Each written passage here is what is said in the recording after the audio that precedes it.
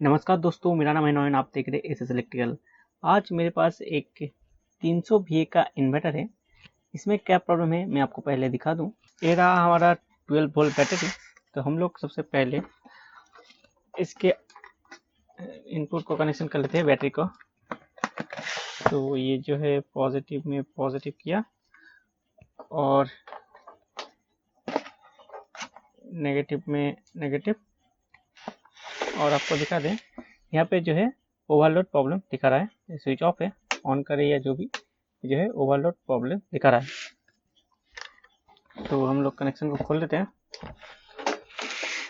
तो मैं बता दूं ये क्यों होता है।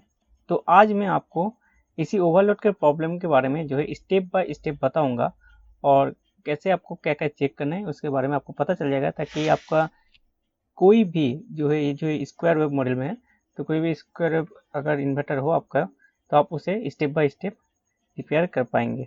तो इसके लिए मुझे जो है इसका कैबिनेट खोलना है। तो कैबिनेट को खोल लेते हैं।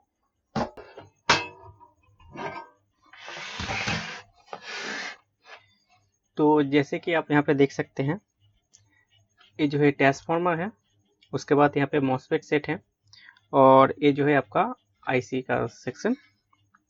तो आपको क्या क्या देखना है। ये ओवरलोड होने का कारण क्या है। ओवरलोड यानी कि लोड से ज़्यादा हो सकता है आपका आईसी के सेंस की वजह से हो, मॉसफेट शॉर्ट होने की वजह से हो, या ट्रांसफार्मर की वजह से भी हो सकता है। तो हम कैसे पता करेंगे। तो सबसे पहले आपको देख लेना है कि आपका ट्रांसफार्मर ठीक है या नहीं, स्टेप बाय स्टेप। तो उसके लिए ज़्यादा कुछ करने की ज़रूरत नहीं है। यहाँ पे जो क्लिप लगे हैं मॉसफेट पे, तो आपको दिखा दें। यहाँ पे जो मॉसफेट पे तो वायर लगे हैं, आपका कोई लुमिनस वगैरह भी आप अगर देखेंगे तो वहाँ पे भी आपको जो पॉजिटिव कनेक्शन है वो ट्रांसफार्मर के बीच से जाएगा, और जो ट्रांसफार्मर का 2 टर्मिनल है वो यहाँ पे मॉसफेट पे के चैनल के ऊपर लगा होगा। वैसे ही आपको यहाँ का जो है सबसे पहले खोल लेना है। इसको खोलने के बाद मैं बताता हूँ। इसे खोल लेने के बाद आपको फिर से और एक बार जो है अपने बैटरी को लगाना पड़ेगा। तो ये रहा हमारा 12 वोल्ट बैटरी।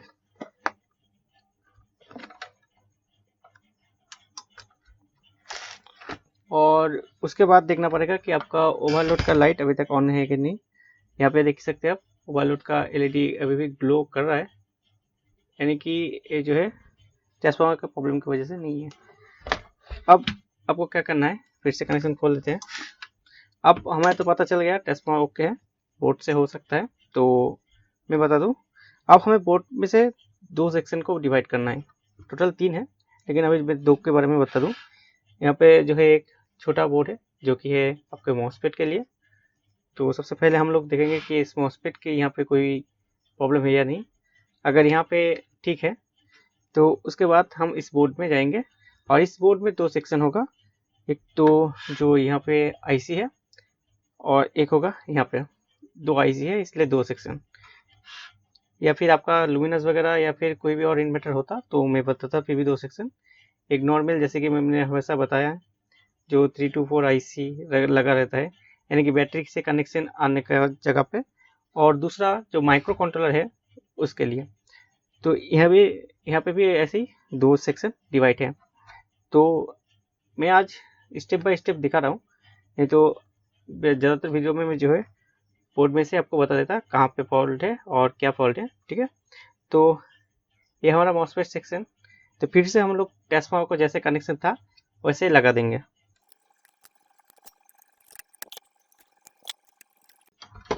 तो मैंने लगा दिया। अब आपको क्या करना है, फिर से आपको बैटरी कनेक्शन करना है, लेकिन इस बार जो, तो यहाँ से जो पॉजिटिव कनेक्शन जाता है आपके बोर्ड में, वो दिखा दें, उस कनेक्शन को आपको खोलना है, यानी कि वहाँ का सिर्फ कनेक्टर को खोलना है जो कि यहाँ पे कनेक्टर लगा है। यहाँ के पॉजिटिव कनेक्शन को, बैटरी के पॉजिटिव कनेक्शन जो कि येलो वायर से होके यहाँ तक आया है, उस कनेक्शन को आपको खोल लेना है। तो खोल लिया। अब इसके वजह से क्या होगा, आपको जो है इन्वर्टर में लो बैटरी दिखाना चाहिए। अगर लो बैटरी दिखाए तो आपका जो माइक्रो कंट्रोलर है वहाँ से प्रॉब्लम नहीं होता। ठीक है, ज़्यादातर केस में ऐसा होता है, ये मेरे तरफ से मैंने बताया। तो पहले बैटरी को लगा लेते हैं। तो बैटरी को कनेक्शन कर लिया। अब यहाँ पे देखते हैं, जैसे कि आप देख सकते हैं यहाँ पे ओवरलोड तो जल रहा है, उसके बाद लो बैटरी भी आ गया, यानी कि हमारा जो है हाफ सेक्शन कंप्लीट हो गया। तो फिर से लगा देते हैं। तो अब देखिए जैसे लो बैटरी हट गया, ओवरलोड ही है। तो अब हम इस बोर्ड में रिपेयरिंग करेंगे। इस बोर्ड में से अगर प्रॉब्लम ना निकला तो उसके बाद मॉसफेट की तरफ जाएंगे। मॉसफेट पे ज़्यादातर इसको देखने के बाद अगर लो बैटरी दिखाए तो मॉसफेट पे ज़्यादा प्रॉब्लम नहीं होता। फिर भी आपको अगर कंफर्म होना है कि मॉसफेट का सेक्शन ठीक है या नहीं, तो इससे ही इसी तरह से जो है आपको बोर्ड एक बार जो है चार्जिंग में कनेक्शन देके देख लेना है कि चार्ज हो रहा है कि नहीं। यहाँ पे आप एम्पेयर मीटर लगा सकते हैं। मेरे पास अभी सेटअप रेडी नहीं है, लेकिन मैं अभी चार्जिंग में लगा के देखता हूँ और आपको यहाँ पे दिखाता हूँ। अभी मैंने प्लग को इन किया और स्विच को ऑन करता हूँ। तो यहाँ पे देखिए मेन ऑन हुआ। अभी देखना है हमें ये चार्जिंग, हाँ ये चार्जिंग के लिए दिखा रहा है, यानी कि स्विचिंग तो कर रहा है, रिले में साउंड आ रहा है। तो ऑफ करते हैं। तो हमें जो है अब इस बोर्ड के सेक्शन को खोलना है और जो भी प्रॉब्लम है यहाँ पे ही है, हमें यही देखना है। और साथ ही में एक और चीज़ दिखा, जैसे कि मैं आपको दिखाना चाहता हूँ।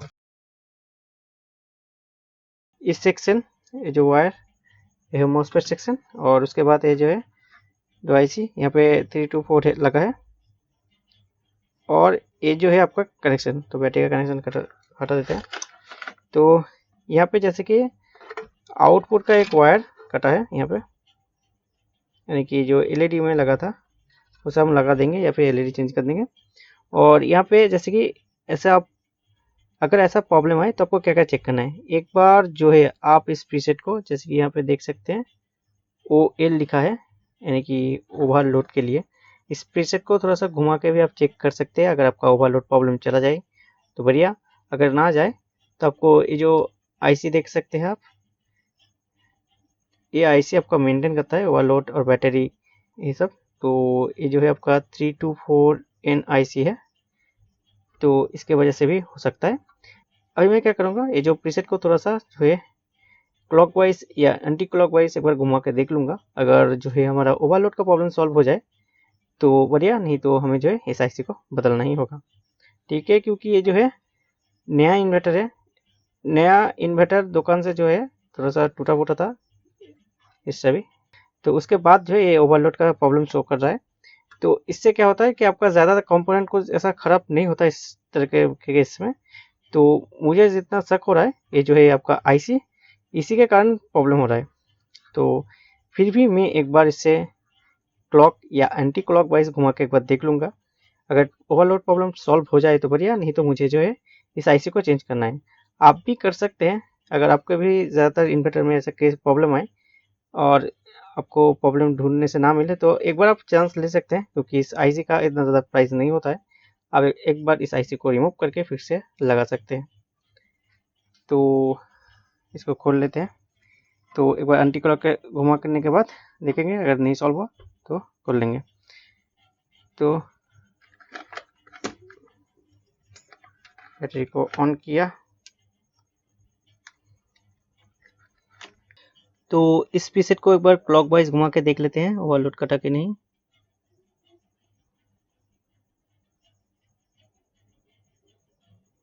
ओवरलोड अभी वहीं पे है।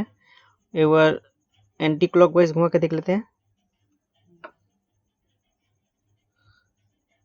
तो अभी भी ओवरलोड वहीं पे है। तो क्या करेंगे, अभी मैंने जैसे कि बताया 3 to 4 आईसी को चेंज कर देंगे और इसको बीच में रख देते हैं। और ज़्यादा कुछ छेड़छाड़ करने की ज़रूरत नहीं है। तो हम लोग जो है बोर्ड को पूरा रिमूव करेंगे और जो है इस 3 to 4 आईसी को चेंज कर देंगे। तो बैटरी कनेक्शन हटा देते हैं।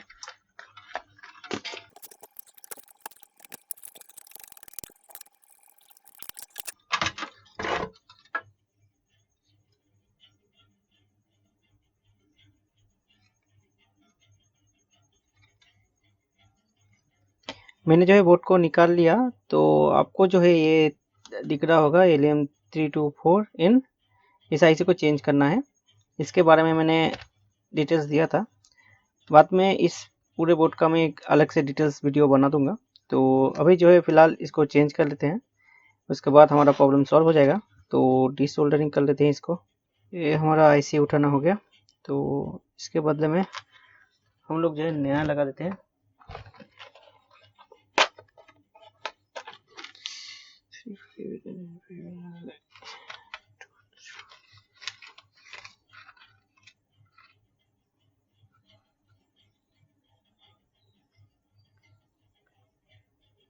तो यूएलएन है,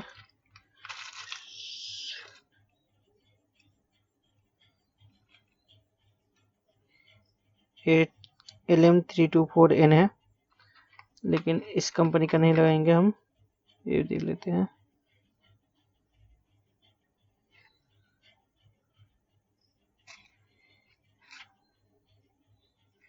ये भी LM324N है, यही हम लगाएंगे। अगर बड़ा इन्वर्टर होता तो ये वाला लगाता, एक ही है, दोनों कंपनी की वजह से थोड़ा अलग है, इसका प्राइस थोड़ा कम है और उसका ज़्यादा, तो इसी को लगाएंगे और ख़राब वाला बाहर रख देते हैं। ये भी है 324N, लेकिन यहाँ पे उतना ज़्यादा अच्छा दिख नहीं पा रहा है कैमरा पे। ये देखिए 324N, तो इसको लगा देते हैं। जैसे लगा था वैसे ही लगाना है, उल्टा मत लगा दीजिएगा, नहीं तो ऐसे ख़राब हो जाएगा। अगर आप भूल भी जाए तो भी कुछ प्रॉब्लम नहीं। यहाँ पे देख सकते हैं एक यू की तरह है, यू का भी की तरह है, लेकिन ये जो है यू है, आप देख सकते हैं इधर भी एक यू की तरह है और इधर कुछ भी नहीं है। तो दोनों यू को मैच कर देना है और लगा देना है।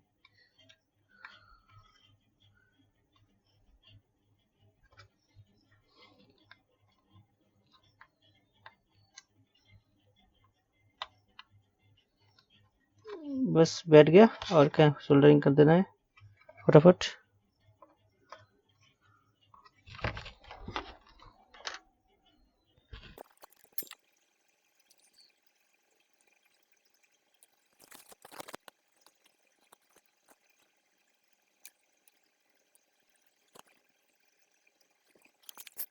सोल्डरिंग हो गया।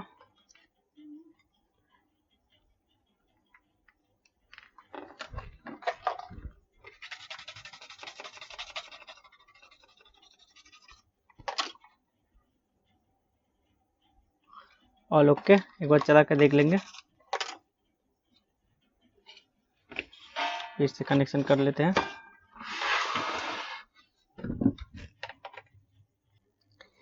मेरा जो है सभी कनेक्शन हो गया है इस बोर्ड में।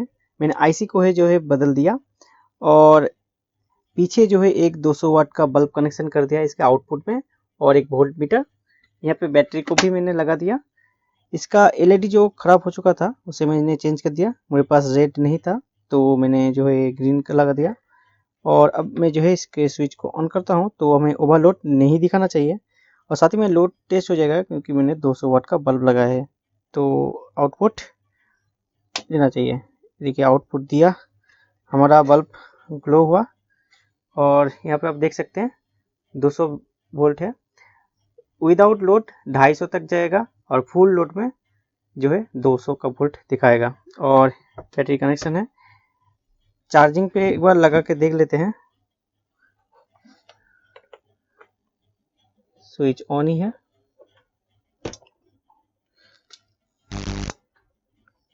तो चार्जिंग पे हमने लगाया, चार्जिंग हो गया।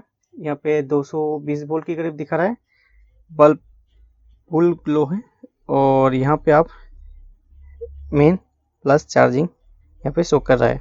बाकी सब सेटअप हमने देख लिया है, सब कुछ ओके है, और ज़्यादा टाइम ना हो इसलिए जो है हमने फटाफट सबको दिखा दिया। अब जो है हम सिर्फ इस कवर को लगाएंगे, बस जिसका ये इन्वर्टर है उसको सौंप देंगे। तो ऑफ कर देते हैं, आउटपुट जलने लगा, यहाँ पे भी ऑफ कर देते हैं। तो आपको मेरा ये वीडियो कैसा लगा मुझे ज़रूर बताना, अगर अच्छा लगा हो तो लाइक कर सकते हैं, कुछ सवाल या सुझाव हो तो मुझे कमेंट कर दिएगा। मैं मिलता हूँ नेक्स्ट वीडियो में। धन्यवाद मेरे इस वीडियो को लास्ट तक देखने के लिए, धन्यवाद।